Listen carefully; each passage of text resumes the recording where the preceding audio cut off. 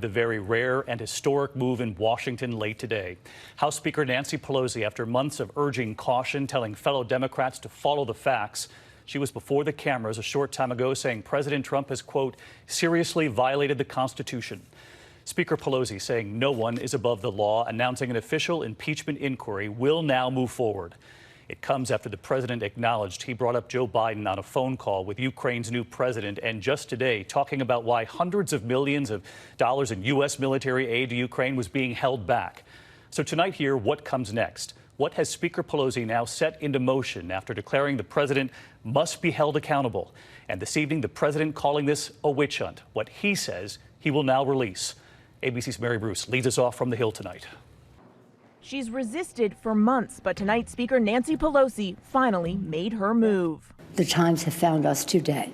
I'm announcing the House of Representatives moving forward with an official impeachment inquiry. It comes just days after the president acknowledged he had asked the president of Ukraine to investigate his political rival Joe Biden and his son Hunter. Today, the president admitted that days before the conversation, he ordered his chief of staff to halt nearly $400 million in foreign aid to Ukraine. But he insists holding that money was not an attempt to pressure the Ukrainian president. And there was never any quid pro quo. But the president has offered shifting reasons for why he stopped those payments. Just 24 hours ago, he said he withheld the money because he wanted to get Ukraine to address corruption. Why would you give money to a country that you think is corrupt? But today, he said he withheld those hundreds of millions for a different reason. I want other countries to put up money. I think it's unfair that we put up the money. Then people called me, they said, oh, let it go, and I let it go.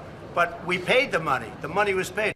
There is no evidence Joe Biden or his son acted improperly with regard to Ukraine. Today, the candidate fired back at President Trump. But if we allow a president to get away with shredding the United States Constitution, that will last forever.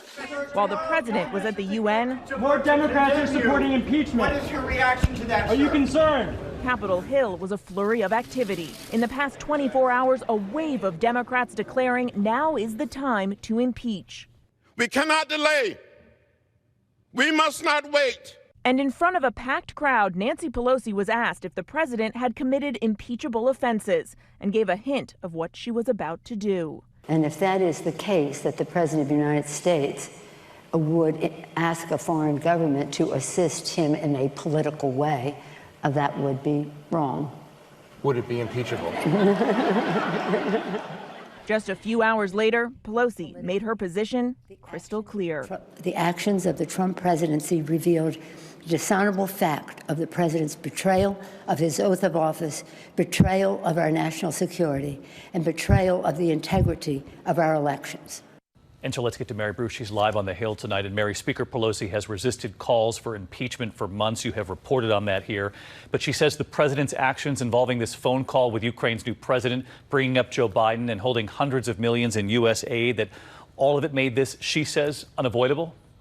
David, Pelosi made very clear the tipping point here was the president's admission that he talked to a foreign leader about investigating his political rival. That is what broke the dam here for Pelosi and scores of other Democrats. Tonight, at least 181 members, more than 2/3 of House Democrats, now say it is time to impeach. David. Mary Bruce leading us off.